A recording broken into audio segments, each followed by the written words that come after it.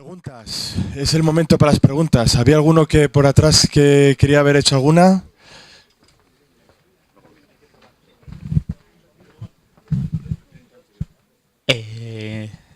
Sí, bueno, primero acabo. Gracias, Unai.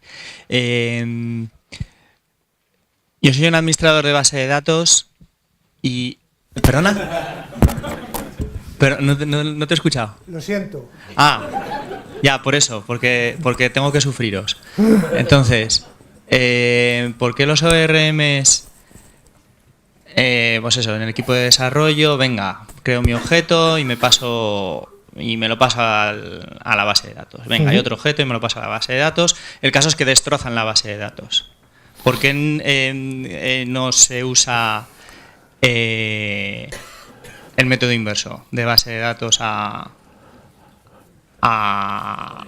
mundo de la programación orientada a objetos? No sé si me he explicado. Sí, la respuesta que te daré es, mira,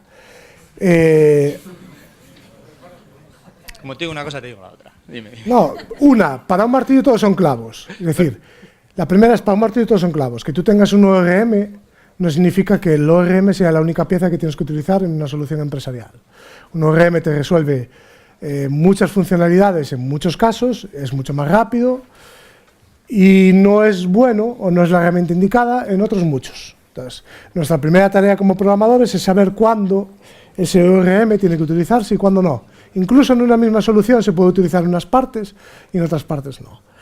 Después, la otra argumentación, si hay un programador que hace las cosas mal, pero no solo las hacemos mal con la base de datos, las hacemos mal con casi todo lo que tocamos. Pero eso forma parte de tu aprendizaje, ¿vale?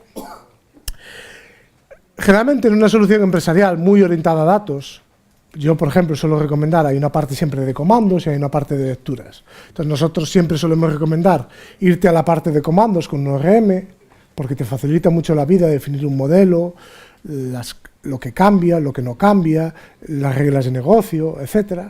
Y para la parte de lectura solemos decir, vete a un micro ORM estilo Dapper o vete a algo así, haz las consultas en Transact SQL, aprovecha todas las hints y facilidades que te da la base de datos para tener un mejor rendimiento en esas consultas y devuelve los datos. Solemos mezclar ambos mundos. ¿Por qué no vamos a la base de datos a hacer procedimientos almacenados, triggers y todas estas cosas? Pues porque somos gente inteligente. Y te lo voy a explicar con dos motivos muy fáciles. La base de datos es lo más difícil de escalar y lo más caro de escalar. ¿Por qué es lo más caro de escalar? Porque escalar una base de datos, por ejemplo un SQL Server, significa escalarla en hierro y en licencias.